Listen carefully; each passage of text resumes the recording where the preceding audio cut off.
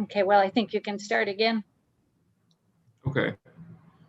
On my screen, I just see a couple of faces yet, so now they're Carrie, popping back up. Carrie, can you change it to so that it shows all the panelists? That's what I'm seeing. I see it. I had everybody in. It just seemed like maybe some connectivity issues. Okay. But, all right. Okay. Now I will call to order this regular meeting of the Mount Pleasant City Commission this July 26, 2021, and we'll stand for the Pledge of Allegiance.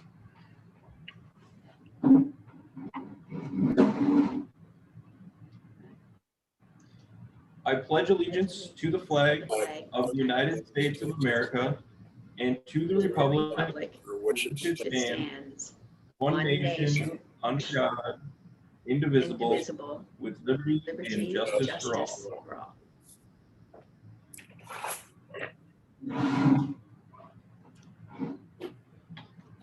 All right. And tonight we have Marianne Cornexel as our acting clerk. And Marianne, would you like to take the roll? I would. Commissioner Alsager? I am in the city of Mount Pleasant, the county of Isabella, and the state of Michigan. Commissioner Simon? I'm in the state of Michigan, Isabella County, city of Mount Pleasant. Commissioner Ronan? Brent Beach, Long Beach Township, Ocean County, New Jersey. Commissioner Tolis?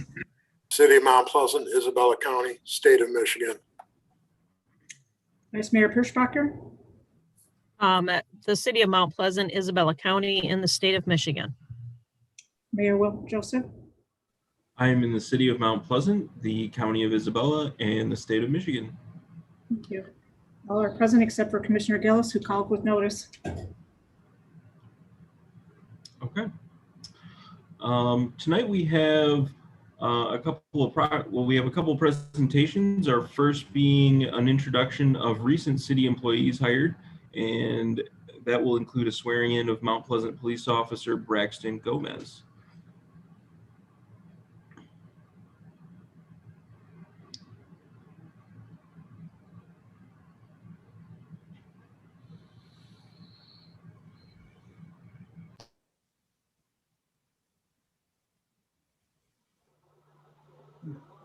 Alan Mosier joined the city on July 19th as a Parks and Grounds 1. Alan has worked as the maintenance and general manager for Elm Creek for nearly 19 years. We are looking forward to Alan's contributions to our Parks Department and the city as a whole. Welcome to the team, Alan. Phil Biscorner joined us as the Director of Parks and Public Spaces, also on July 19th. Phil comes to us from Pittsfield Charter Township, where he was the Parks and Recreation Director and was responsible for overseeing the management of 1,100 acres throughout 17 parks.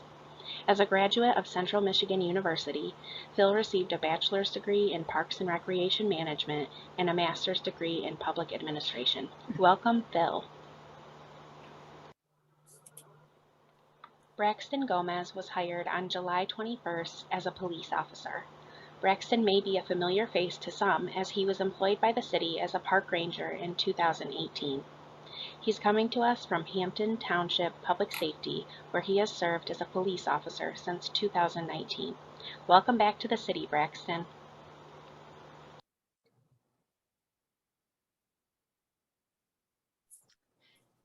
So Mayor, for the swearing in, we're going to do that virtually. So I'm going to move in Director Loria and Officer Gomez for them to do the swearing in. And although it will be slightly awkward virtually, it is no less important of a process that we go through with our new officers. So we're going to attempt to make this work this evening virtually.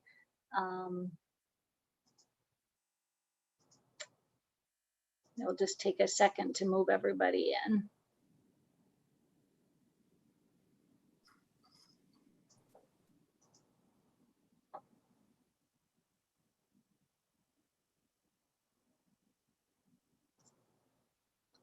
Okay, Director Laurie, I think you can go ahead. All right. Braxton, if you could raise your right hand, please. And repeat after me. I state your name. I, Braxton Gomez, Do solemnly swear do solemnly swear that I'll support, defend, and uphold the Constitution of the United States that I'll support, uphold, and defend the Constitution of the United States, the laws of the state of Michigan, the laws of the state of Michigan, the ordinances of the city of Mount Pleasant, the ordinances of the city of Mount Pleasant, to the best of my ability. to the best of my ability. Congratulations and welcome aboard, Braxton. We're happy to have you, sir. Thank you, sir. Any comment or thing you want to say to the commission?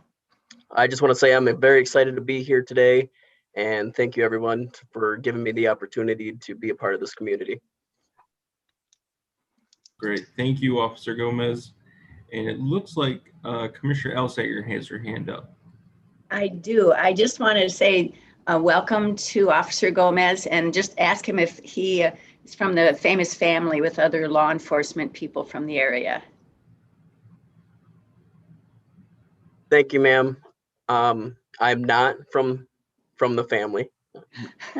New blood. Okay. You're welcome anyhow. Thank you. And along with Officer Gomez, I'd just like to thank Alan and Philip for joining the city, and we appreciate your work and look forward to working with everybody. So thank you.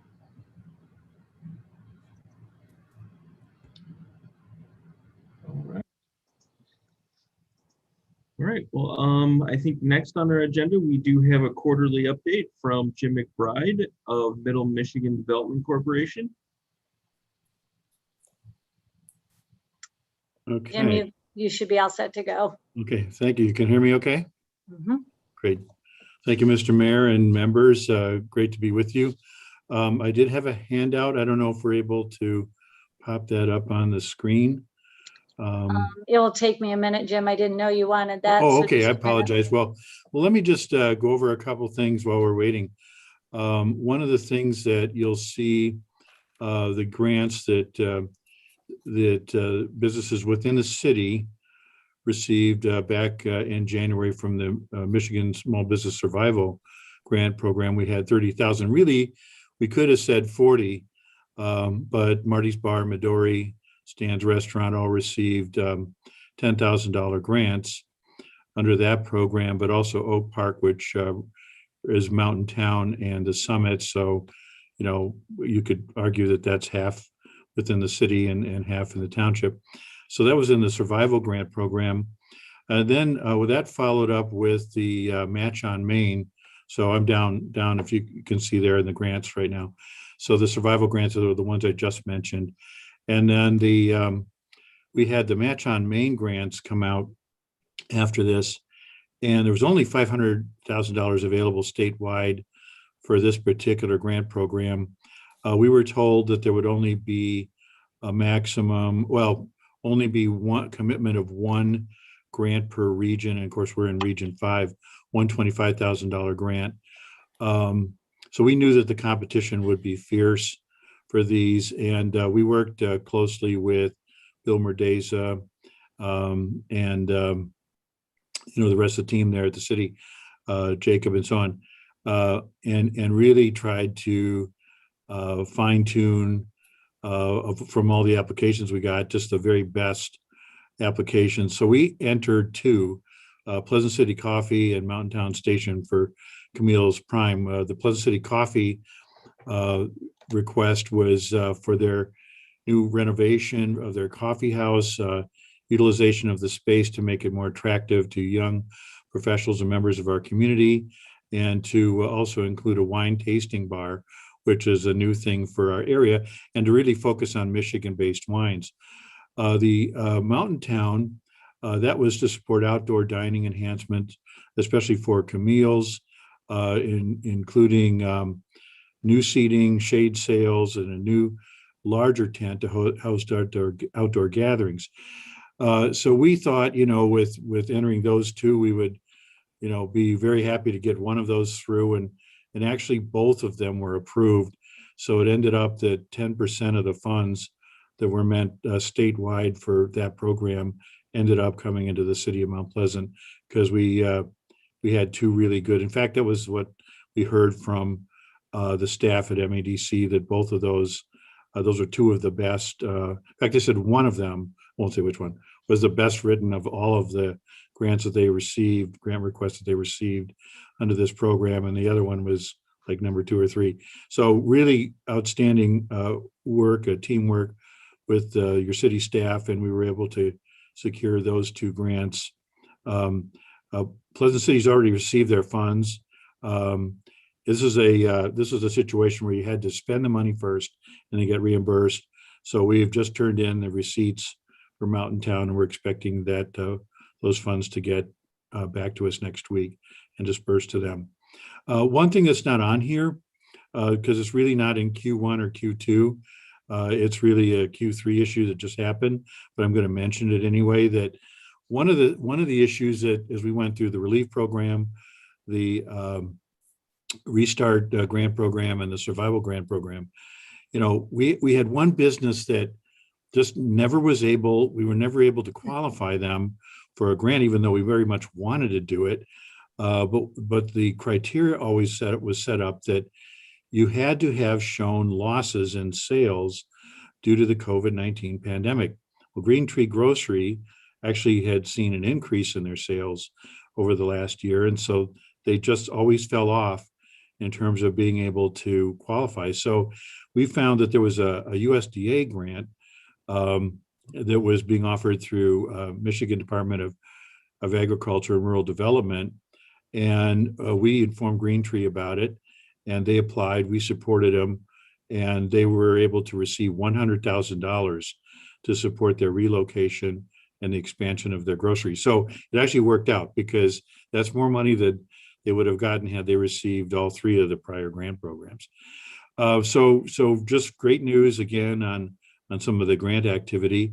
I can mention that we're currently in negotiations with MEDC on another big one, and so more to come on that as we get closer to that program launching. So back up on the graphics there, company visits in the first 2 quarters, just as a city, 68 company visits. People are hiring back, 333 new hires, net new investment, 158,000. Company assists, and I think I've mentioned this to you guys before, this is when we're working with a company, if there's more than one thing that we do, in terms of interacting with them, we count that as multiple assists. So 68 calls, but 143 assists. Now, I'm going to anticipate that you're probably going to ask me about DACO. So I want to give you an update on that. So the company that I had mentioned previously to you, that we can take this down now if you want. The company that I had mentioned previously to you that was very interested, that has now, the contracts have been signed and so on. So let me recap. DACO is leaving Mount Pleasant. There are 3 factories in the state of Michigan and several others around the country and one in Canada, and they're consolidating all of that to Mexico. So there's nothing we could have done. That was a corporate decision that was made regarding all of their plants. However, McLTT, which is based in Kent, Ohio, is going to move into this building as soon as it is vacant.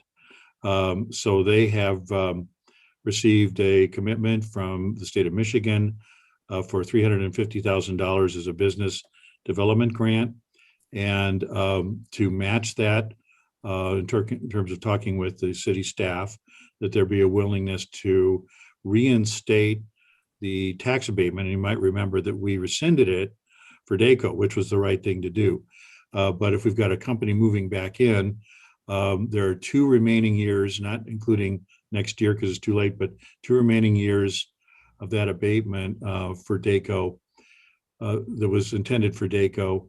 And to match the city, or to match the state of Michigan, I would highly urge the commission to reinstate that property tax abatement for the final 2 years, to be a part of that incentive package.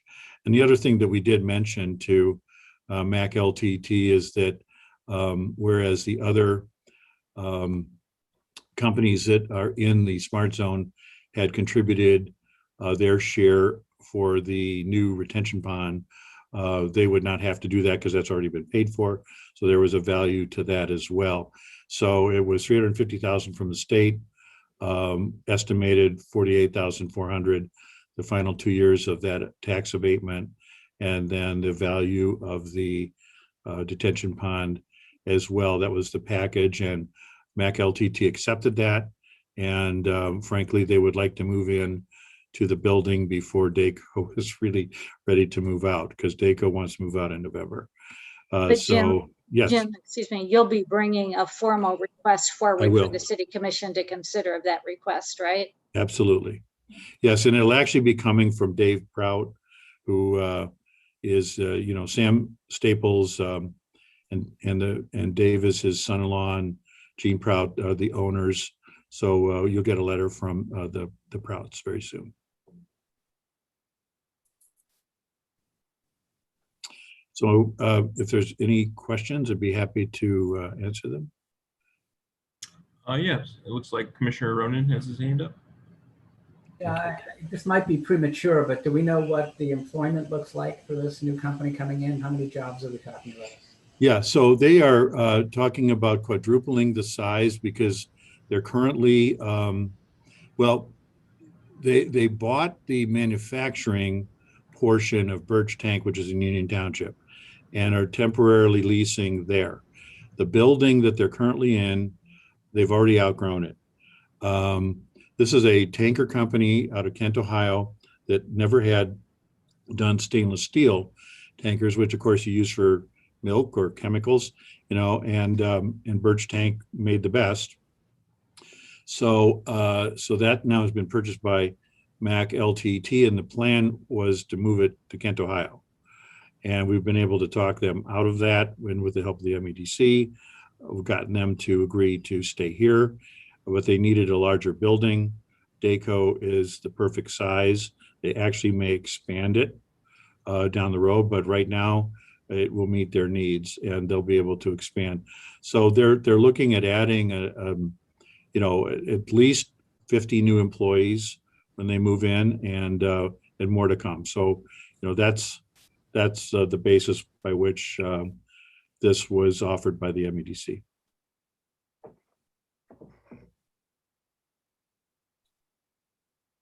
Any other questions for Jim? Okay. Well, Jim, I really appreciate you coming here and all the hard work you've been doing for the city and the general area as well. And I really appreciate the updates on what's going on with the DACO building and MAC LTT. So look forward to hearing from you soon. Thank you. It's not going to stay empty. That's the good news. Thanks, guys. Yeah. Okay. Next, we have a presentation by Lothario Agoff, and he is here to talk about his Mayor, there's another presentation before Lothario. Oh, I'm sorry. You're right. We have a presentation on the Isabella County Central Dispatch proposition for renewal of the 911 surcharge by Mark Griffis. And this is the item that is going to be on the August 3rd election.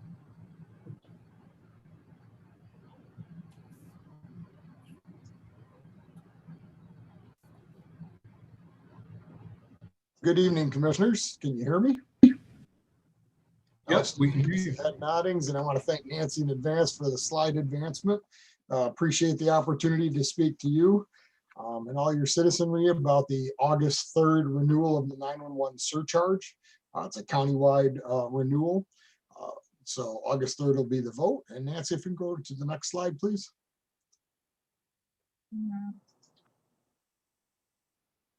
Again, the 911 surcharge renewal is at no increase on the issue. Want to make sure everybody understands that. It's just a renewal. And the next slide will play, and then I'll come pick it up after that. And I'll just forewarn, this may be a little loud. I think I've adjusted the volume, but just to give a forewarning to the audience that's listening. Thank you. Oops.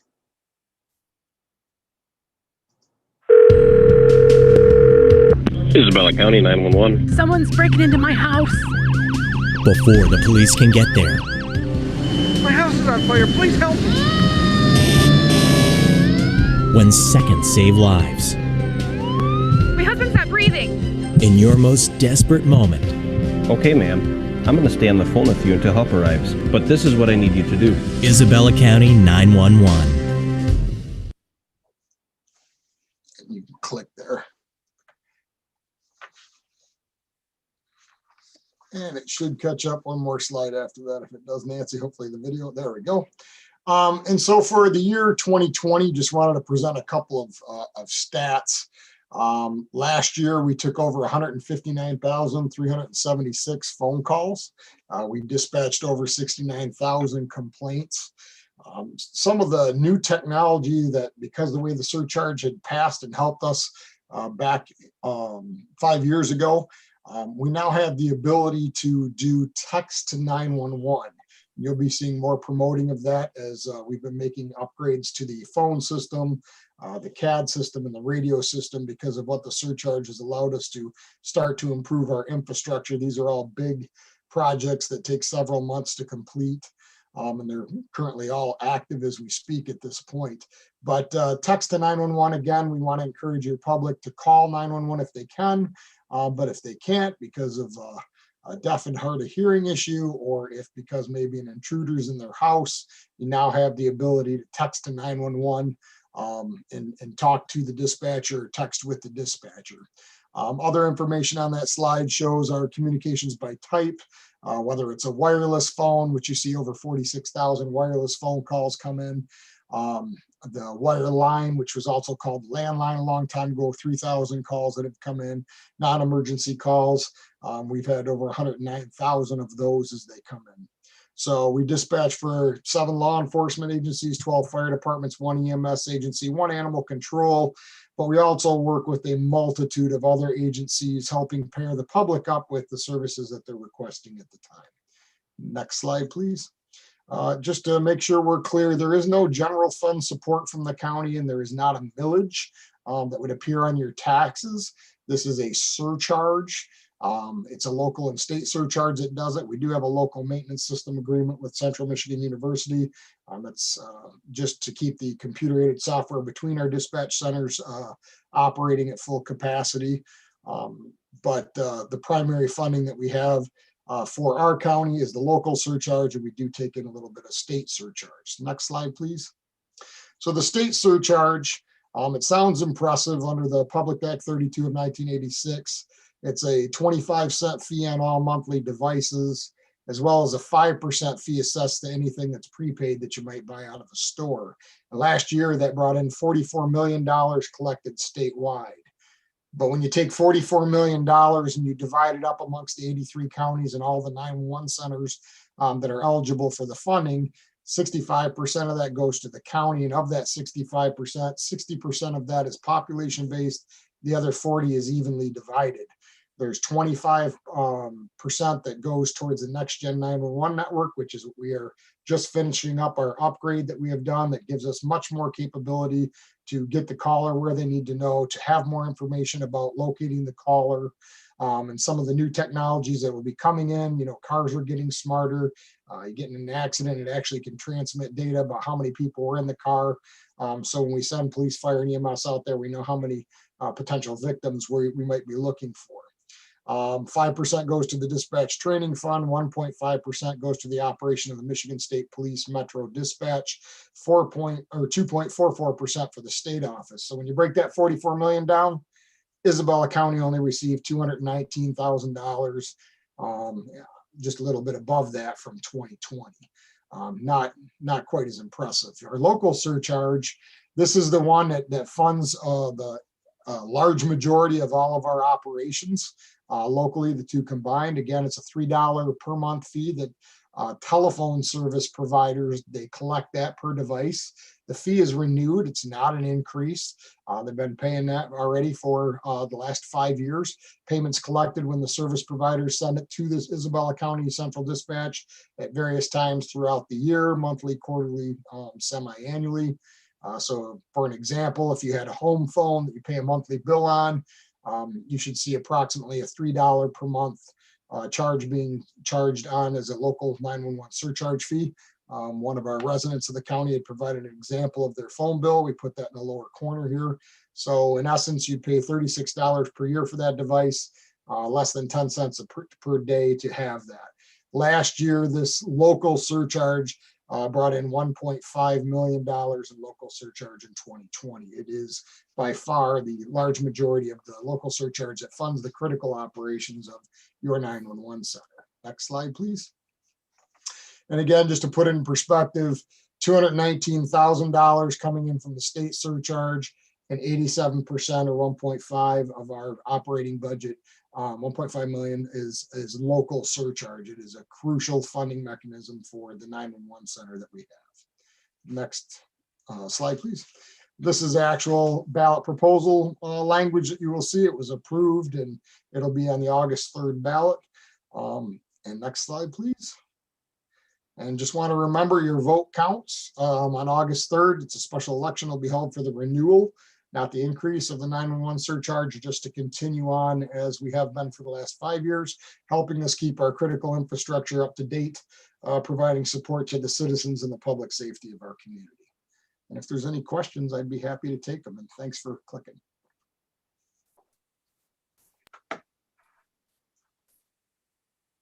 Okay. Well, thank you. Thank you for your presentation about that critical information about what's going to be on the ballot on August 3rd. Are there any questions from the commission?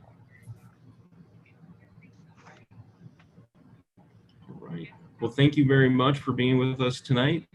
And I just remind the public to be informed and to vote on August 3rd. Thank you very much. Have a great night. Thanks, you too. Okay, and next we have for our final presentation tonight, we have Lothario Agoff, who's with us to talk about his new nonprofit, Limitless Outdoors.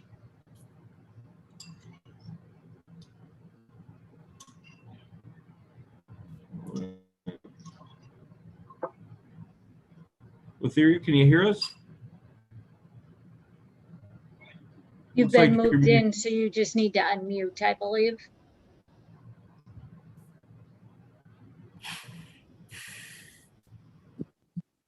Okay, can you hear me?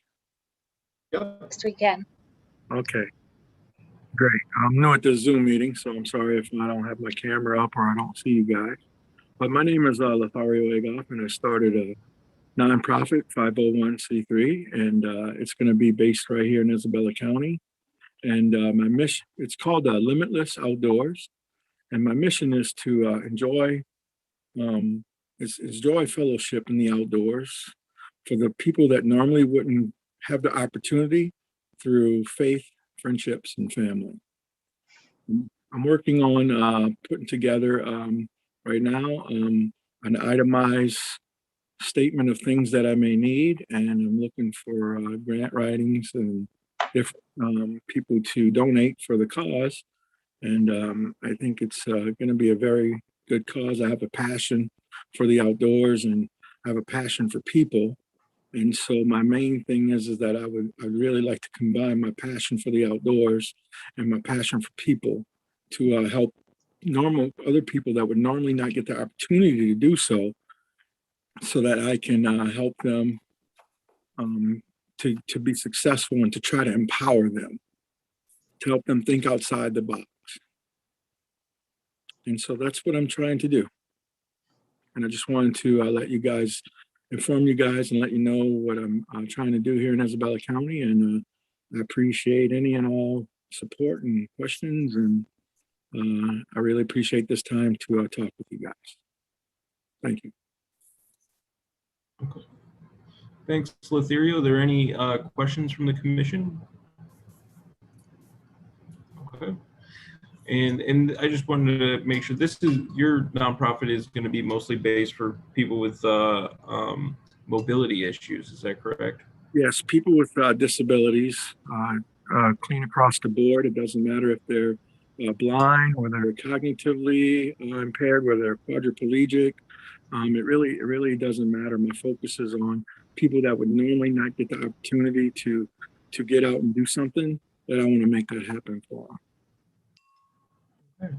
And how can people get involved or contact you to help out? Yeah, okay. I have a web page. It's called Limitless Outdoors. And I also have an email address, lmk1211@aol.com. And also I have a phone number, 989-506-5673. Okay. All right. Well, thank you very much for Lothario, and I wish you the best of luck going forward with Limitless Outdoors. Thank you for your time, and I appreciate all of you. Okay. All right. And I think that concludes our presentations for tonight. Next is any additions or deletions to the agenda?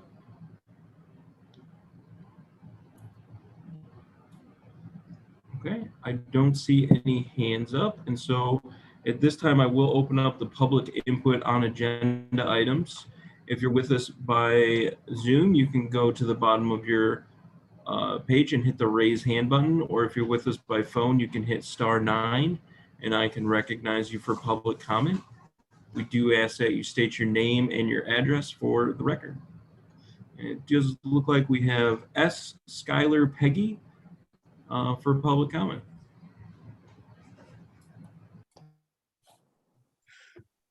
Hi there. Can you guys hear me all right? Yes, we can. Awesome. Hi there, everyone. My name is Summer Skylar Peggy, and I am an alumni of Central Michigan University. I actually graduated this past May with a degree in recreation and event management and a minor in marketing. I currently work in the professional cannabis industry, and I would like to give you guys some of my feedback. So with my current position, it has led me to visit and get to know the Mount Pleasant dispensaries, which also led me to wonder why Camsano and Pure Options do not have their recreational licenses. And so I read from a CM Life article from August of 2020. It noted that Jacob Kane authorized Loom Cannabis Co. 2 out of 3 of the recreational licenses due to strength of application. So I have found that this is misleading, given the newer articles published by the Morning Sun that noted that Loom sent letters hinting at litigation if they were not awarded 2 out of 3 of the recreational licenses. I have also found out that it is known within the cannabis community in Mount Pleasant that Loom also donated 2 fire trucks to the city of Mount Pleasant. And I believe that this lack of transparency as an alumni, a cannabis consumer, and a professional in the cannabis industry, to me, this feels like bribery and corruption. Small businesses can't just donate extravagant gifts to cities to get what they want.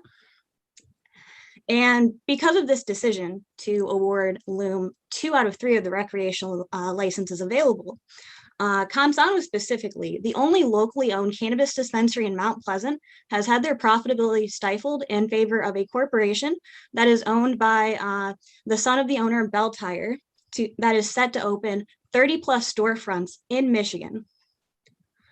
There is only one Camsano. Both Pure Options and Camsano have invested their business into the city of Mount Pleasant. Loom hasn't even begun to construct their Mission location and are instead sitting on their second rec license, while the 2 med-only stores are missing out on the same profitability that Jars is currently experiencing. Having 3 recreational licenses is incredibly arbitrary. I am going to discuss a similar marketplace to Mount Pleasant, which is Big Rapids, another city that I have been able to visit and get to know the dispensaries in. So Big Rapids is set to have at least 15 plus dispensaries open up in the near future, and they do not have a cap on recreational licenses. The amount of recreational cannabis dispensaries, whether it's 1 or 10 in a city, doesn't increase the amount of cannabis consumed by residents. It's no secret that recreational cannabis dispensaries reap far more profits than medical dispensaries due to needing a recreational license to reach the vast majority of the population. Not everyone has a medical cannabis license, a Michigan medical marijuana program license. Limiting and pre-selecting businesses in industry is authoritative and doesn't allow a free market to grow and thrive for the benefit of the consumers, entrepreneurs, and business owners. Jacob Kane, Jeremy Howard, and Paul Luria, you specifically should be ashamed of yourselves, and I will not cease to expose the actions of the City of Mount Pleasant's Approval Committee to my friends and acquaintances affiliated to Mount Pleasant, CMU, and cannabis until Consano and Pure Options are dutifully granted their recreational licenses. Thank you. Summer, can you provide your address for us for the record, please? Absolutely. Absolutely. So I currently live in Grand Rapids, and I will be moving to Troy very soon. Okay. Thank you so much. Next, we have Michael Messina, I believe. Nice. Hello, can everyone hear me all right? Yes, Michael. Wonderful. Yep. My name is Michael Messina, and I reside at 170 Moyer Avenue in Alma, Michigan. I want to thank the commission for giving me this opportunity to speak, and I will keep my remarks brief. I'm here to voice my support for raising the number of recreational marijuana businesses in Mount Pleasant from 3 to 10, and my reason for this support are as follows. A vote against the proposal is not a vote against recreational marijuana in Mount Pleasant. The people here have already spoken, and it's here to stay. Being that it is already here, the city benefits from this proposal in several tangible ways. The most important to this commission, I'm sure, is the increased revenue from the state that the city will receive for each license, over tripling it in total. Another is that increased competition and a level playing field amongst marijuana businesses benefits the consumer through lower prices, better deals, better everything. This is especially important when considering that currently one company has a 2/3 monopoly over the recreational business in town if they even choose to open both their locations, which seems incredibly doubtful at this point. The third and final reason I will mention at tonight's meeting is that this proposal will save 2 businesses that are in dire straits, one of which is owned, operated, and staffed by locals. It is my understanding that this commission is trying to generate support for locally owned businesses, so I thought that would be important to mention. The way that I see it, the only reason why anyone or this commission would choose to vote no on this proposal would be if they were in support of an outside corporation gaining what is essentially an unfair monopoly over the recreational marijuana business here in Mount Pleasant. Thank you again for your time.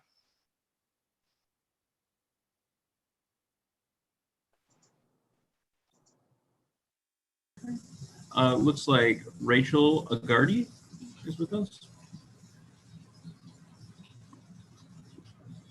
Hi there. Sorry, technical difficulties. Hi, good evening, commissioners. Thank you for your time. I'd like to change gears just a little bit, and I'd like to speak about the liquor policy that you have before you. In particular, I want to talk about the redevelopment liquor license. My husband and I own Pleasant City Coffee. And if you've been by lately, you can see that we are making a number of big changes. It's taken us quite some time, but we are lovers of old buildings and lovers of the city of Mount Pleasant, really. I didn't grow up here, but it's really charmed me, and we are dedicated to investing and growing the downtown.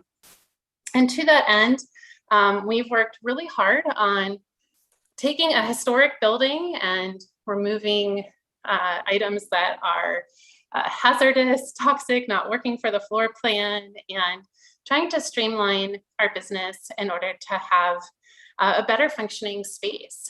And it is going to be an investment that takes both personal money, loans, and grants. We've been very lucky to win the Match on Main, which we are very honored to have gotten. And that is aimed at exactly these types of things, promoting small businesses, locally owned businesses in downtown areas. And along with the redevelopment liquor license, the policy from the state really has very much a very similar view that these liquor licenses are developed to help the TIFA PSD downtown development authorities grow and retain their really excellent kind of historic structure. Part of what I love about the city of Mount Pleasant is that it's a traditional American city in a way that almost doesn't exist anymore, that has a bikeable, walkable downtown, that has beautiful old buildings, that has lovely public spaces. And I would just love to see it grow in terms of neighborhood places to eat and get a bite to eat and something to drink. So we intend on applying for the redevelopment liquor license. You can see that we have this actually for the Planning Commission on the 5th. We are investing at least $75,000 in redeveloping our building. We have spent thousands of dollars in the past, and we plan on spending more. We will not reach the $250,000 limit of investment that the city currently requires for the application of the redevelopment liquor license, nor would we ever. So repeal of the city's policies and going back to really just what the state has would have a direct impact right on our business today, really. It is the make or break between could we have this business model that we hope to have or not. So I encourage you to think that this vote will have a positive impact on the community and allow, I know that this wasn't actually by design. We're just very fortuitous that it's coming together at this time. And I hope that you can see that your vote will have a tremendous impact on the community. I'm calling from Mount Pleasant, Michigan. And again, thanks for your time. All right. Next, we have Micah Fakin. Hey, good evening. Can you hear me? Yes, we can, Micah. Hello, my name is Micah Fokin. I live at 910 East Chippewa Street here in Mount Pleasant. My comment is about the number 16 on today's City Commission agenda. I was on a couple of months ago. I was asking you, the City Commission, to rethink the decisions that were made that has brought us to the point that we are at right now when it comes to the number of recreational marijuana retailer licenses in Mount Pleasant.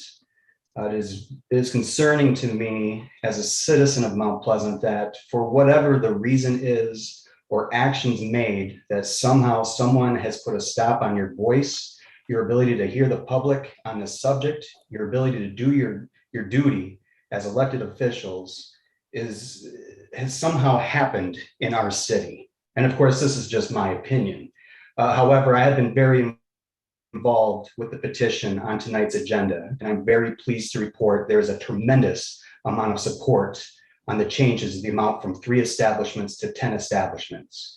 However, those of you who recall the findings of the MHOC committee shouldn't really be surprised about that.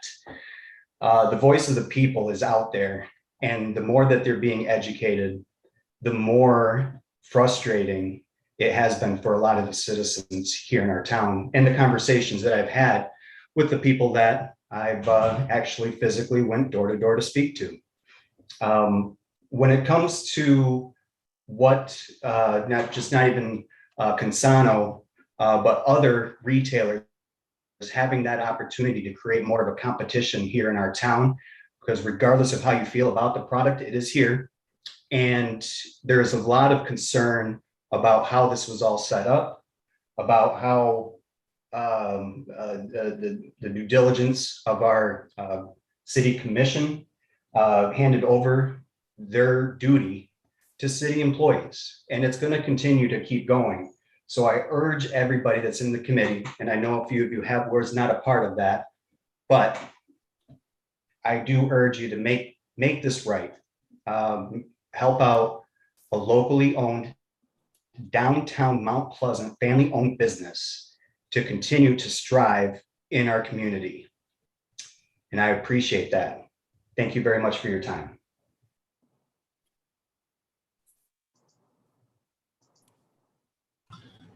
Looks like Deborah Carey is with us.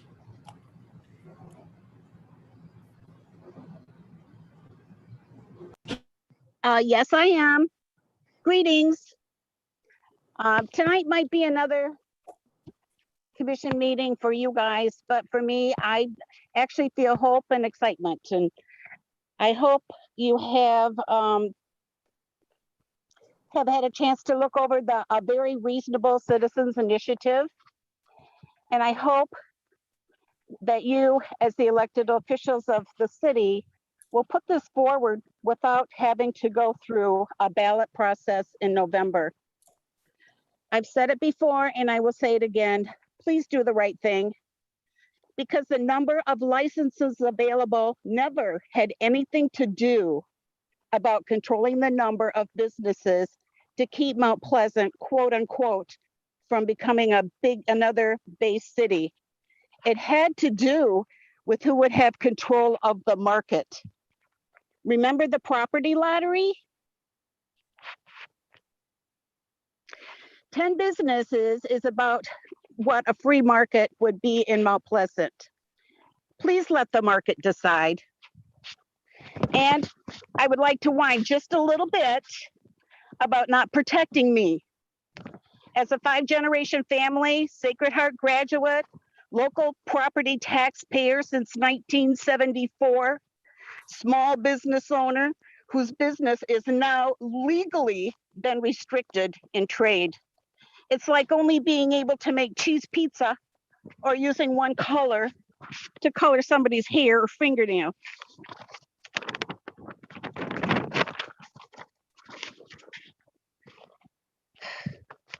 You guys broke my heart. How would you like it if this happened to your grandma, your sister, your coworker, or your friend? Even those who oppose marijuana didn't like how you treated my business and my family.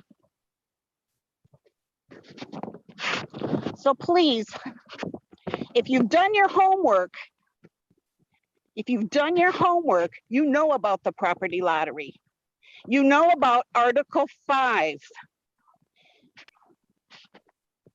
You have listened to the transparent tapes of the select committee. And you have questioned your lawyer about how this would cause harm to you with your pending litigations. This is just a number change. We're not arguing about the process. We're not arguing about anything other than the number. We're not arguing about your agreement with the select committee. It's just about the number. So basically, if you do that, if you just look, you'll find that it's reasonable, causes no harm, only benefits the community by opening up competition, which will only improve service, quality, and reduce prices for the consumer. Not to mention the 15% rebate of taxes collected on all numbers of licenses in a community. Thank you for listening.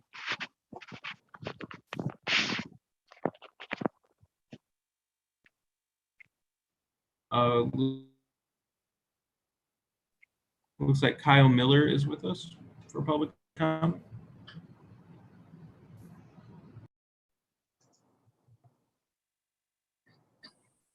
Thank you. Can you hear me? Yes, we can, Kyle. Thank you for allowing me a brief opportunity to speak. My name is Kyle Miller. I reside at 416 Germain Street in Ionia. I am a CMU alumni, former resident of Mount Pleasant, as well as CEO of a cannabis business, cultivation business down in Ionia called Easton Craft.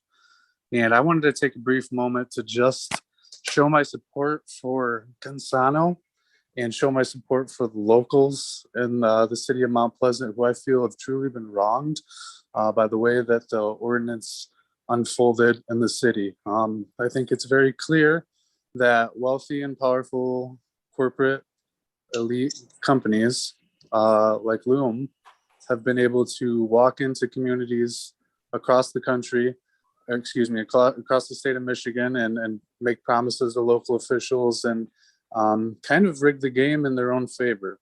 And I think it's really clear that, things haven't been done correctly as far as serving your community and serving the locals in the city of Mount Pleasant. And I would just urge you to support the ballot petition that's been circulated in the city and adopt that ordinance without causing a huge campaign and door knocking situation in November. Thank you.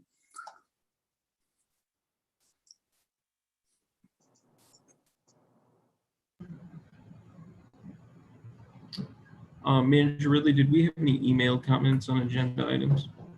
No, Mayor, there's none that have come in yet. Well, at this time, I will close the public input section on agenda items, and we'll move to the receipt of petitions and communications. So on this section of the agenda tonight, you just have 3 items. You have the report on the pending items, you have the second quarter investment report, and then the June minutes of the Airport Joint Operations and Management Board. Okay. Next is the consent calendar for tonight. Are there any items that need to be removed from the consent calendar this evening?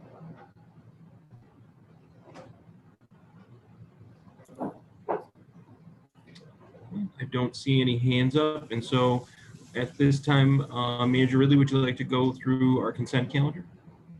Yes, the items we're recommending for this part of the agenda include the approval of the minutes of your regular meeting of June 12th. Secondly, we're recommending a contract amendment with Jci Chemicals. And we have been experiencing, well, not just we, everybody has been experiencing challenges in the chemical supply market with both supply and pricing. And as has happened with us in previous years with caustic soda, we were recently notified by our supplier that they've requested a contract amendment for a price adjustment. And we expect that the additional cost for the remainder of this year under the new price that they are willing to lock into would be approximately $460 per load. And we may have up to 3 loads this year. We did contact other caustic soda vendors, and they indicated they too have uncertainty in their pricing, and they are not able to commit to a supply for us for the rest of the year. But they certainly said when we are ready to order, if they have some available, that they would be willing to give us a price to sell those to us. So what we're recommending to make sure we have a locked-in supply from JCI is we're recommending an amendment to the contract to lock in that supply, but it will have a provision that we have the opportunity to check with other vendors first to see if we can get a better price than what we're locked into that contract for. So I think that's a win-win situation for this city in that situation. Next, we're asking you to authorize the mayor to sign off on some documents that are needed by the Housing and Urban Development for the Housing Commission. Because our ordinance created the Housing Commission, there's certain documents that HUD requires the city to sign off on, and a review of this 5-year plan is one of those such things. So City Planner Jacob Kane has completed the review and verified it's in compliance with HUD. So we're recommending you authorize the mayor to sign it. The next item is a resolution that would go to the Michigan Arts Council. And this is the annual grant request we brought to you a couple of years in a row now that helps us to fund what is now known as the Paint the Pavement project in downtown. You'll recall it started out as Paint the Intersection, which was one intersection, and has grown each year, and it helps to create an inviting downtown experience.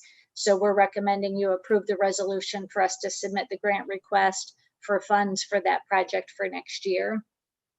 The next 2 items are temporary traffic control orders that have been in place for 90 days.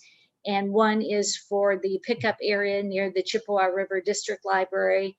And the second is for a pickup and drop off area near Isabella Bank on Broadway Street. And during those 90 days that those temporary traffic controllers have been in place, they seem to be accomplishing the objectives, and we've had no comments received to the contrary. So we recommend you approve them as final orders. And then the last item on the consent calendar is the approval of payrolls and warrants. Thank you, Manager Ridley. I'd entertain a motion to approve the consent calendar. Commissioner Alsager, I move to approve the consent calendar as presented. Vice Mayor Perschbacher. I will second that. We have a motion and a second to approve the consent calendar as presented. Any discussion? Seeing none, I think we can go into a roll call vote on approving the consent calendar as presented. Commissioner Simon, Yes. Commissioner Ronan, Yes. Commissioner Tolis, Yes. Commissioner Alsager, Yes. Vice Mayor Pierschbacher, Yes. Mayor Joseph. Yes. Motion carries 6-0. All right. Next on our agenda is item number 9, which is to consider the update to the liquor license policy and applicable fee resolution as postponed from our last meeting. And Manager Ridley, did you want to give a brief overview? Yes, I would just remind you that 2 weeks ago when we brought this forward, we indicated that our desire in doing so was first to bring our liquor license policies in compliance with current LCC regulations. And then secondly was to eliminate the additional local investments that some of our policies required in them for those liquor license policies. And the discussion of eliminating those additional local investments was discussed briefly last August, I believe it was, when we were talking about a downtown report. And then it came up again as we look at trying to eliminate local barriers to success. And the matter was postponed at the last meeting so that we could verify what the state required minimum investments are for various liquor licenses. And the information obtained indicates that the minimum investment at the state level ranges anywhere from no minimum investment up to $1.5 million of minimum investment, depending on what type of license is being requested and issued. And each of those licenses also has certain limitations on it about the ability to transfer to other communities or transfer to other license holders as well. So based on that additional information about the minimum investments, we're recommending that you follow our recommendation from 2 weeks ago, which would rescind the 2 current policies that exist, approve the new policy related to the more permanent type licenses, the new policy related to temporary licenses, and the resolution consistently setting the local application fee to be $250. Thank you, Manager Ridley. I guess I would look for a motion from the board.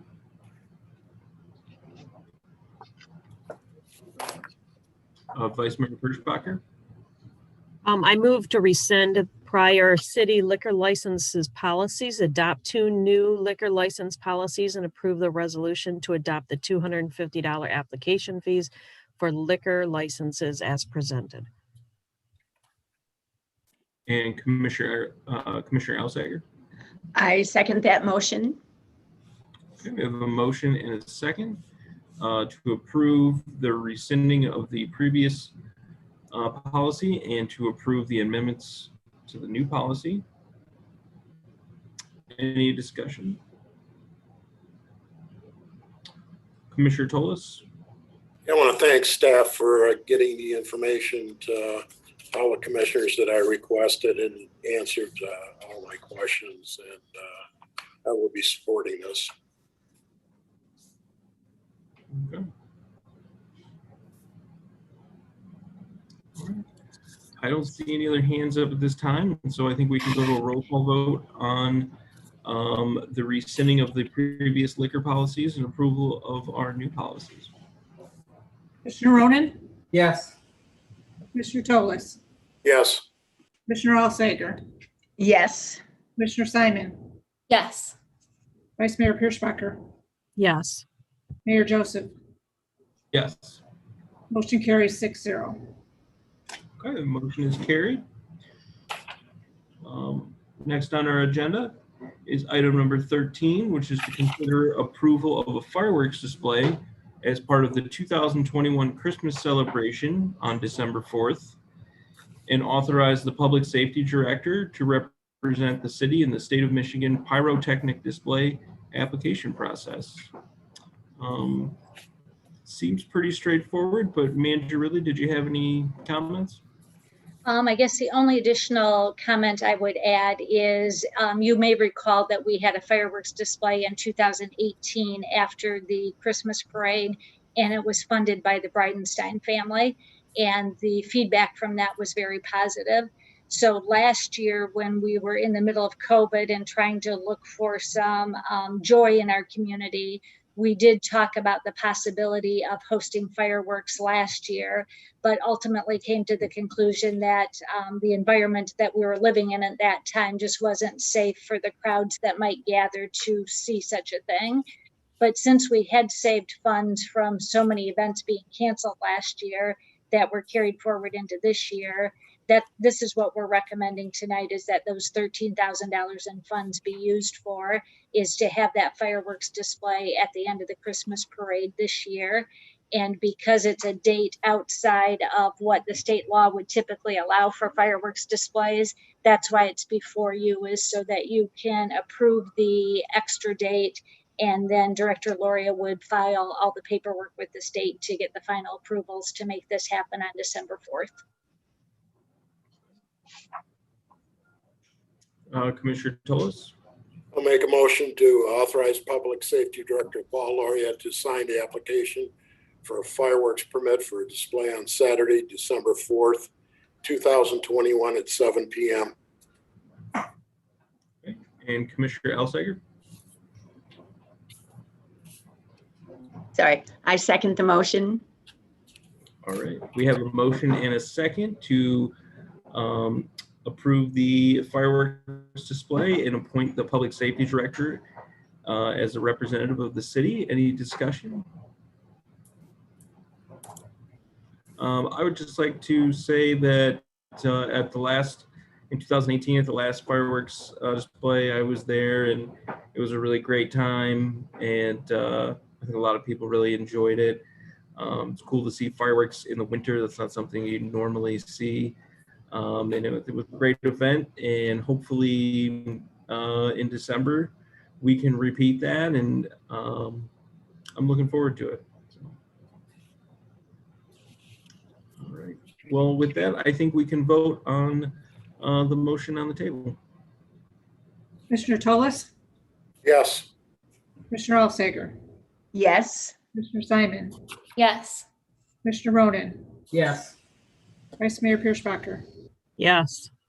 Mayor Joseph. Yes. Motion carries 6-0. All right. Next on our agenda is item number 16, which is to consider a resolution regarding recreational marijuana petition to increase the number of retailers.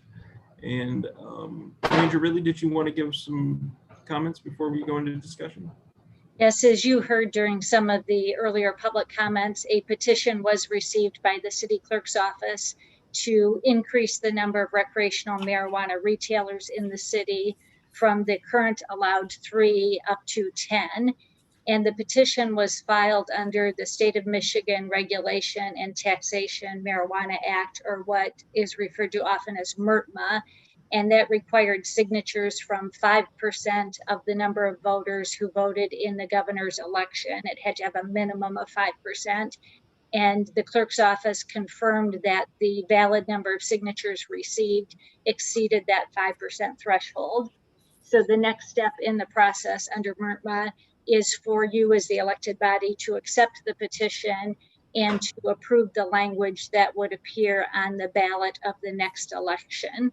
And so the city attorney has drafted the appropriate resolution for you to accept that, put it on the next election, which would be November 2nd. And it identifies what the language on that ballot would be. So we recommend you approve the resolution as drafted by the city attorney. Thank you, Manager Ridley. Commissioner Ronan? I move to approve the resolution as drafted in support of the final, I move to approve the marijuana referendum ballot initiative. I lost my place. That's all right. Give me a second.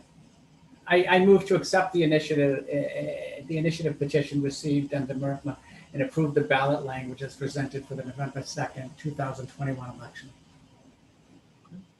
And Vice Mayor Perschbacher? I will support that. Okay, we have a motion and a second to accept the initiative petition and to approve the ballot language for the November 2nd election. Any discussion? Commissioner Toles? I don't know if Michael Holmeyer is with us tonight, Nancy. He is not, Commissioner Toles. Okay, because I had a couple of questions. One of them was if this goes ahead and passes and we go to the 10 licenses, how are the other 7 licenses distributed? Mr. Homier and I have talked about that briefly. We haven't done an in-depth analysis of it yet, but his initial thought to that is that the only thing changing in our current ordinance is the number of licenses. So our current ordinance has a process whereby if the number of licenses allowed is increased, an application process would take place, and the criteria that currently exists in the ordinance would be applied to those multiple applications if we had more applications than number of licenses available. And the 3-member selection committee would go through the same process that was done before. So I would expect that all of those other provisions of our existing ordinance would take place. Okay, and I hate to do this, a second question. We've already issued 3 licenses, correct? Well, we have final issuance of 1 license, and we've done a conditional issuance of 2 licenses. Okay, and we had a few speakers there that were talking about Loom, that Loom is under construction on one piece of property right now, and they said, well, they kind of doubt that they're going to do another location. I know for a fact that a friend of mine has sold another piece of property to Loom, so they will be building another piece of property. And my question here is, if this gets passed and we issue another 7 licenses, what stops the 3 licensees right now from bringing a suit against the city of Mount Pleasant? Well, as you know, there's nothing that stops anybody from bringing lawsuits against the city of Mount Pleasant. So that could certainly happen as a potential.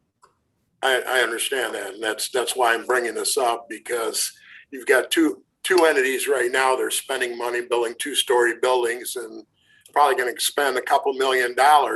And then all of a sudden we were limited to 3. Now we got 10. So I don't know. It's just. Yeah, as you would expect, I can't address for you the success of such a lawsuit, but certainly that could happen. I don't know how successful it would be in light of the change. If the ordinance was changed by a vote of the people, the courts would have to work through that to determine how legitimate of a claim that is. I apologize for putting you on the spot, because I wanted Mike to answer that, and he probably would have done it more eloquently. And I don't think we're going to stop this. It's going to go to a ballot, but I really don't. In my mind, I don't think this is going to pass. But if it does pass, and then somebody doesn't get a license, then what are we back to? Well, let's get another referendum going, and we'll pass another 15 licenses. I mean, I don't know. Thank you for answering that.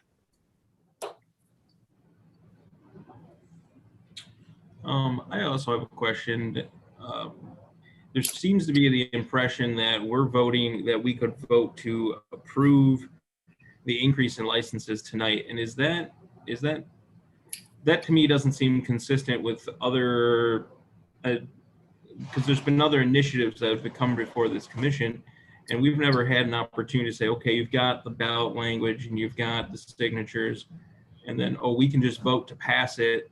And that seems like something the legislature has the ability to do, but not a city commission or, other local boards. Yes, again, Mayor, my understanding from talking to Mr. Homer about that is because it is brought under that state law, my understanding is you do not have the ability to just accept the change this evening as the commission. Your only option is to put it on the ballot. Now, having said that, you always have the opportunity to ask that an ordinance amendment be drafted for a future meeting, which could accomplish the same thing. But you would still have to you would have to have it drafted, you would have to go through the public hearing process, and then you would have to vote on it. So because this change is on just one piece of the ordinance, it would be fairly easy for you to replicate that same change by going through the ordinance amendment process. But by that time, this will have already been on the ballot, placed on the ballot anyway, because the deadline for putting it on the ballot is August 10th. So there's no way you can get through your ordinance approval process before this language needs to be put on the ballot for that November election. Does that make sense? I kind of cobbled that answer, but does that make sense? Yeah, you answered my question. Thank you very much.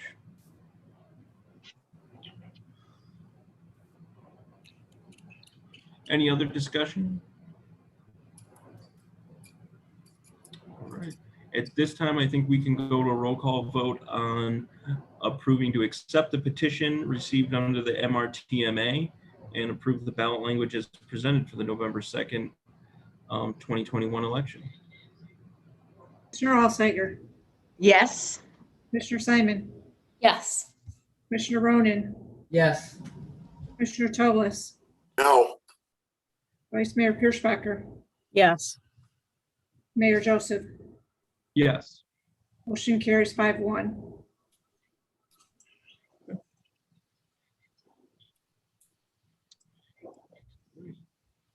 Next on the agenda is item number 17, which is to consider a resolution extending conditional approval to a Class A medical marijuana grow operation for Low Key Properties LLC.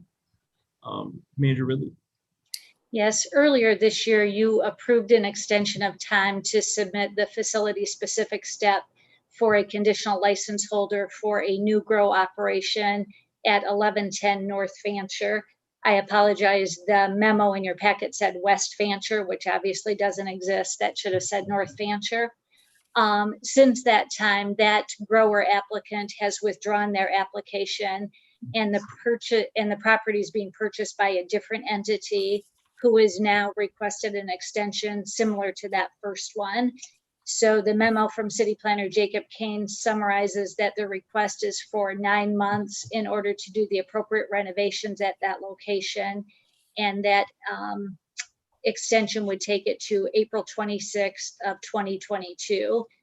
As you know from prior ones that you've been requested of, the city ordinance does allow you to grant such extensions, and the resolution has been drafted if you desire to do so again in this case.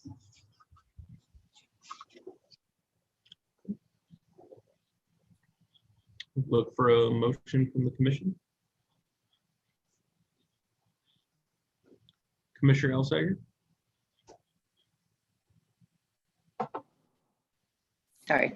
I move to approve resolution extending conditional authorization for Low Key Properties LLC medical marijuana Class A grower license at 1110 North Fancher as presented.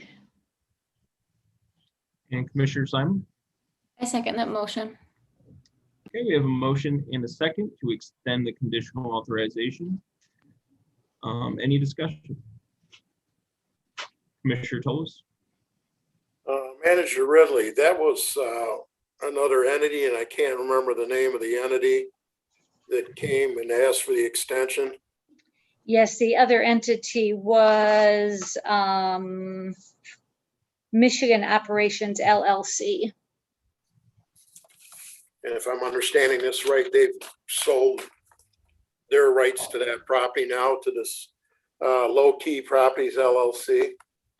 I believe so, but Jacob Kane is on the call and I would like to ask him to confirm that because he's been working closer with it. So I don't want to give you any bad information. Okay, thank you.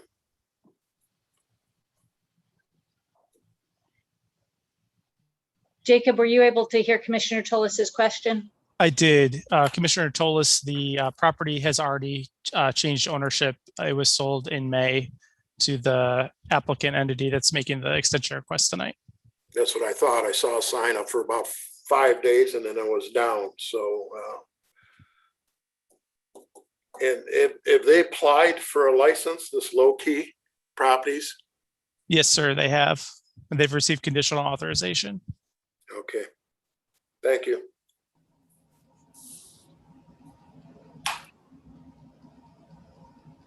I have a question. This is, so in the medical marijuana Class A growers, I believe we have a restriction of 3 for the city. And how many do we currently have conditional authorization for or final authorization? Mr. Mayor, the ordinance permits up to 5 medical marijuana Class A growers and up to 5 adult use marijuana growers. We currently have 1 conditional authorization for Class A medical marijuana growing, which is the applicant in question tonight, and no applications for recreational Class A. Okay, thank you very much. Jacob, have we issued any grow license for medical marijuana? Do we have any that are final approvals? We recently issued final approval to Stash Ventures LLC at 210 West Pickard. They have a Class C medical and recreational 3 licenses each in that facility. Thank you.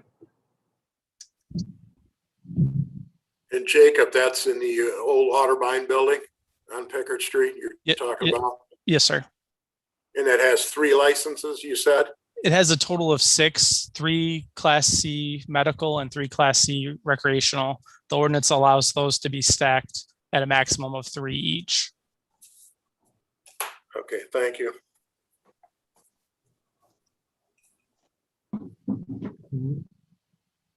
Any other questions or discussion?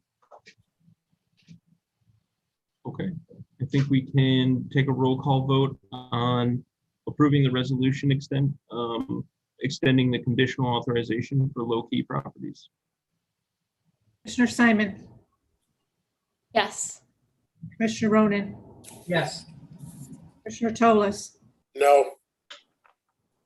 Commissioner Elsager, Yes. Vice Mayor Pierschbacher, Yes. Mayor Joseph. Yes. Motion carries 5-1.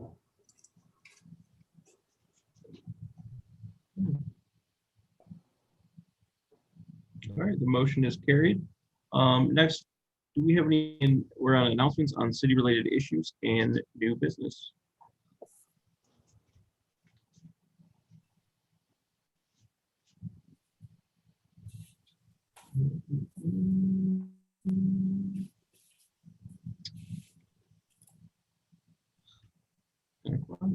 Well, I guess as is standard for me, I'd like to remind the community that if they haven't already, that you can get your vaccine.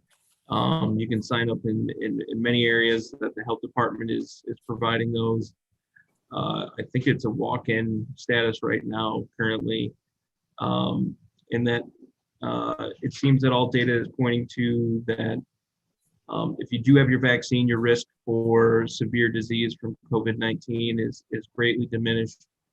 And as we sort of gear up for back to school season and the winter and fall months, I'd encourage people to get your vaccine because that is the key, seems to be the key to defeating this disease and getting back to normal permanently.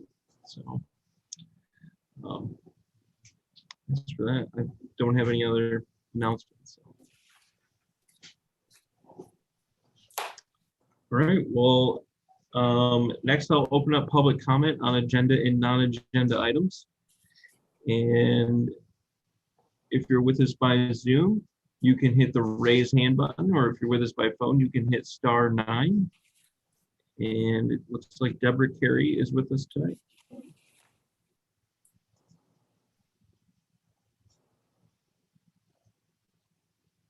I just wanted to comment on Mr. Tolis's question. The only thing that's changed in the ordinance is the number. The select committee has already made their decision. There's a waiting list. There might be a couple more openings, but nothing has changed. You know, if the list is there, you just need to initiate the list. And there might be a couple openings that they can do the process, reopen the process. So it's not like you have to form a whole new, what's the word I want? You don't have to do another full selection again. You've already got a waiting list. The only thing that was changed is the number. That's it.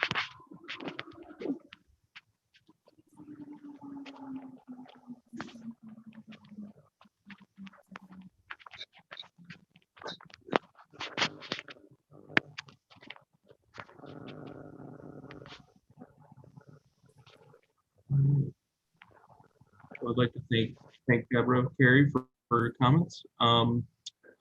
Maureen Eke is with us.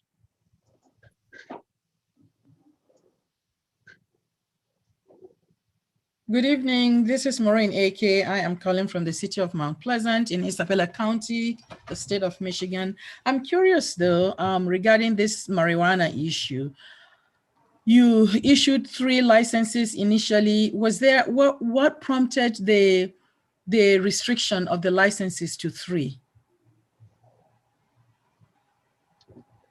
How did you arrive at that decision of just simply issuing 3 licenses? Is it because of need, or was, or does that have anything to do with the ordinance? Or, what is it that caused that? Because this whole issue could have been avoided. I just want to know, I'm curious. Hi, Maureen. So we usually don't do sort of a back and forth between public comment, but I guess I would maybe have Manager Ridley follow up with you maybe tonight or tomorrow to kind of, I guess, provide more insight into when we drafted that ordinance and passed it. Yeah, I would appreciate that. Thank you. And thanks for the job you're doing. It's, we are in difficult times, and these are really complex issues to address. Thank you again. Thank you.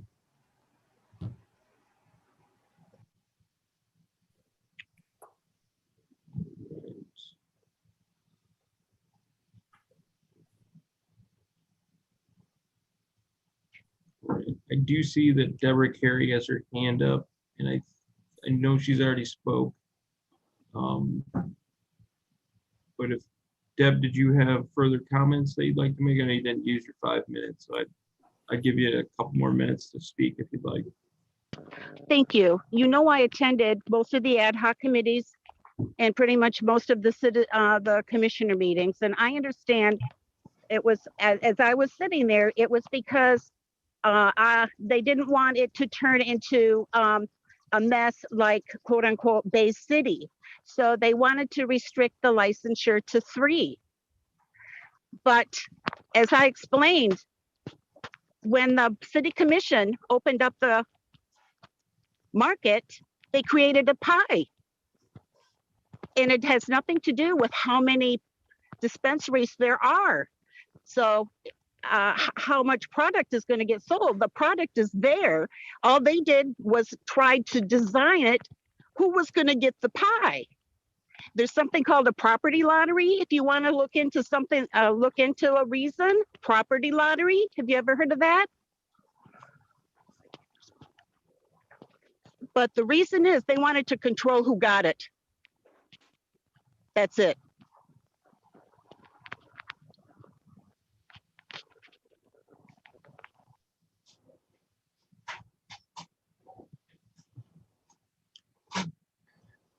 Manager Ridley, did we have any emailed comments to the commission? 1 second, Mayor, I have to go to a different screen to double check. No, we've had no email comments come in. Okay. Well, at this time I will close the public input on agenda and non-agenda items. And we do have a work session tonight regarding the principal shopping district special assessment. And so I think we can recess for about 5 minutes and reconvene at 8:32 for our work session.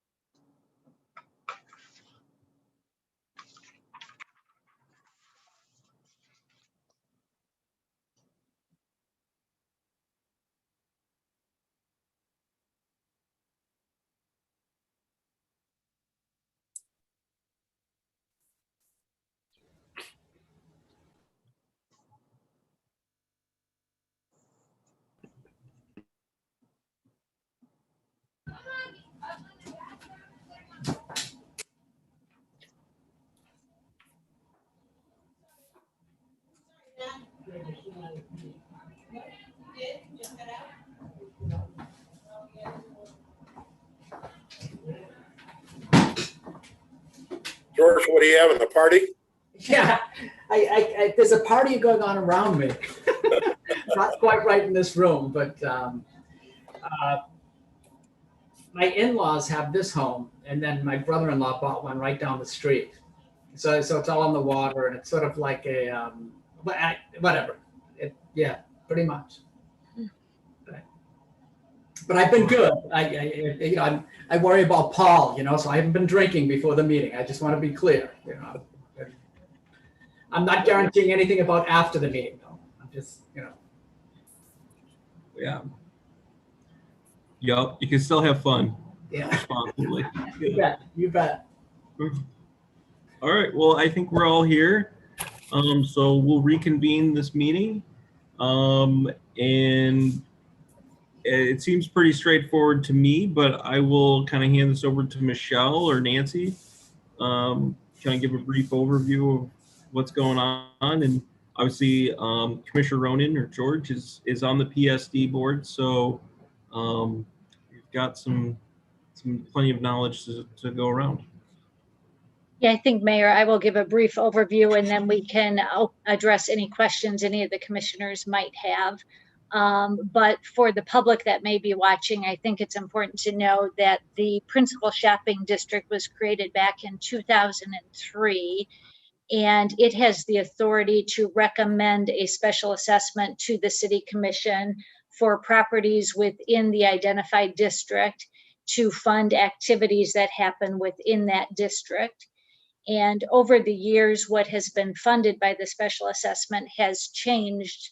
But for the last few years, it's remained fairly consistent that it is focused only on maintenance and beautification type activities in the downtown, and for snow clearing of the parking lots and the sidewalks around the parking lots, the lighting in the parking lots.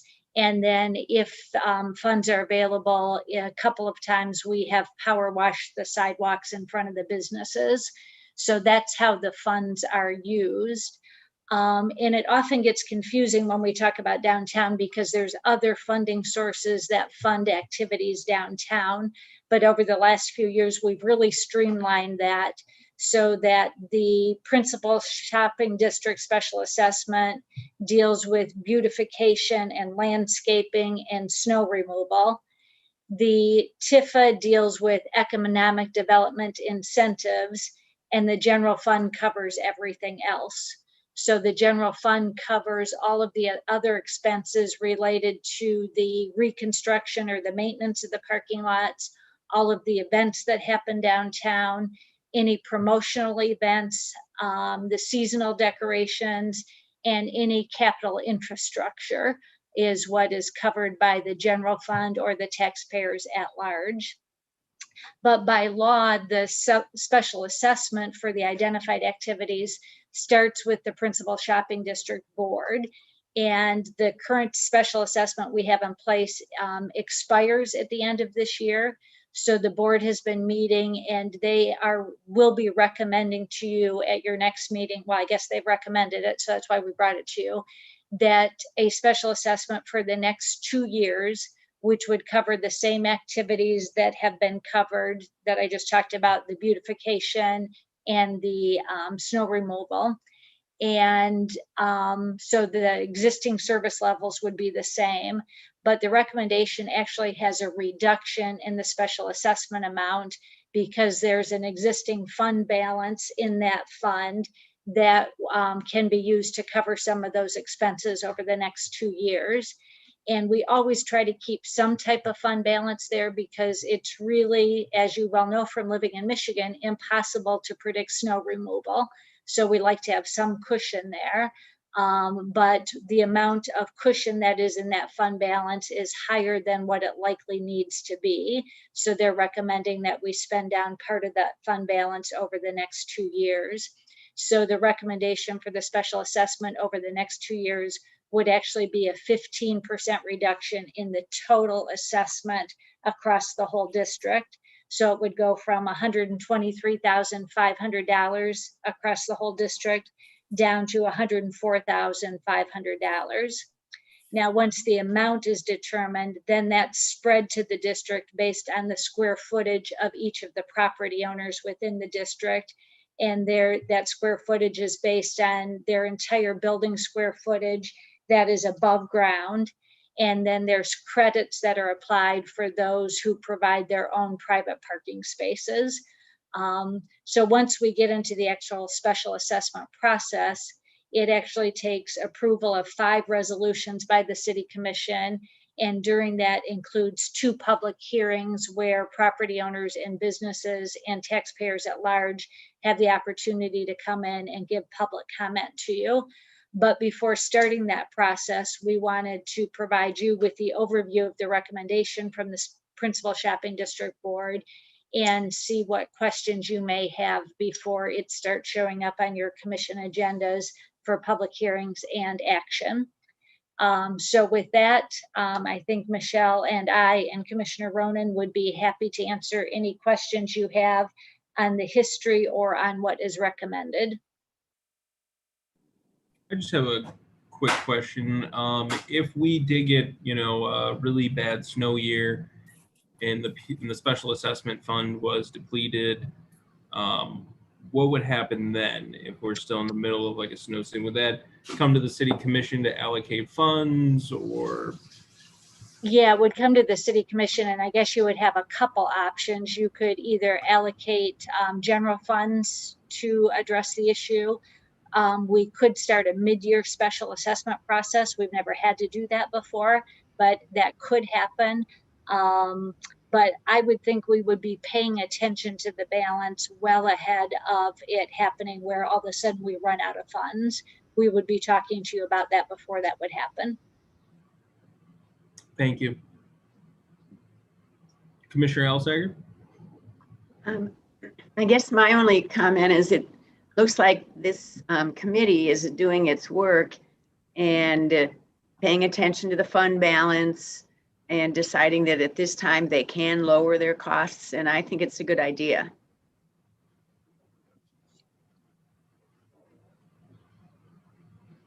Commissioner Ronan? Yeah, I think it, I was just so impressed with the way Manager Ridley, Mary, and Michelle pulled this together. I mean, it was really, what we've talked about all along, at least for the last 6 months or a year, is how can we stimulate stuff downtown? Is there a way a city can make movement to say, hey, we're listening to you. We want to support your development. We want to sort of, and I think Mary and Michelle, discussed this. And I'm just wholeheartedly in support of it.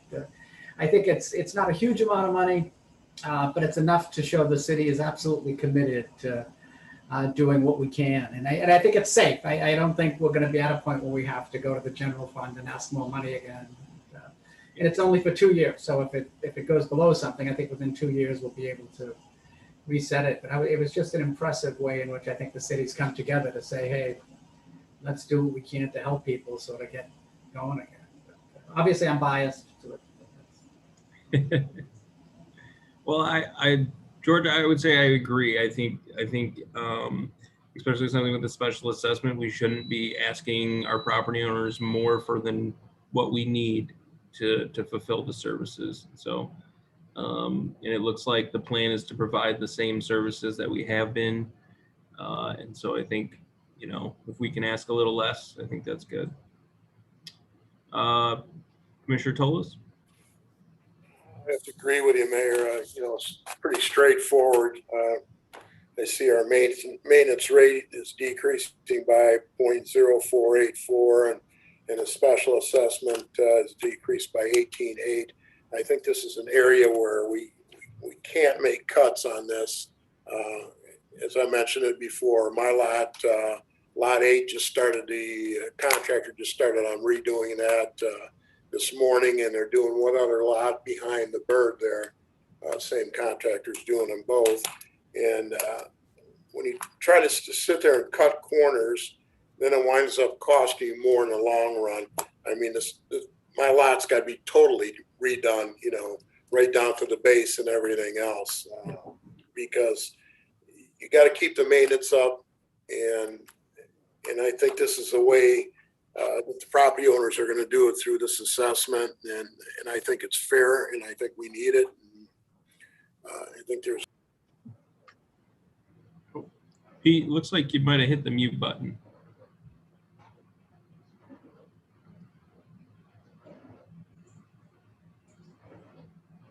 Did you catch any of it all? I think the last time we caught you was you're talking about your lot and you thought the maintenance was important and that it was fair. Yeah, that lot 8's being redone now, totally redone, because, you know, from lack of maintenance over the other years. And I think we can't cut corners anymore. We have to keep ahead of this, and that way we're not expending 3 or 4 times the expense to fix something, you know, down the line. I think you just got to think ahead, and I think this is the way to do it. Thank you. And just to reinforce Commissioner Tolis's comment, that's part of why the infrastructure maintenance was moved into the general fund, is so that we can keep ahead of those and be able to look 6 years out about what the needs are and balance that with all the other needs throughout the city. So I agree with him. We will have a better ability to keep the maintenance up on those parking lots by using the capital improvement funds instead of relying on other funds to do that. Yeah. Any other discussion or questions? All right. Well, I like the direction we're headed, and it seems like Pete and George and Mary feel the same, and I'm seeing a lot of head nodding from our other 2 commissioners. So, Nancy, did you need any more from us tonight on that? No, if you don't have any questions, our next step would be on the next agenda to introduce it formally as the special assessment process and have you set the first public hearing. And once that public hearing is set, we have done 1 mailing to the property owners to let them know about it, but they will get 2 more mailings throughout this process. So we will put that on your next agenda so we can start working through it. All right. Well, thank you very much. It's 8:45. Thank the commission and staff for a great meeting, and we'll see you in 2 weeks, if not sooner. Thanks, everybody. Good night. Good night.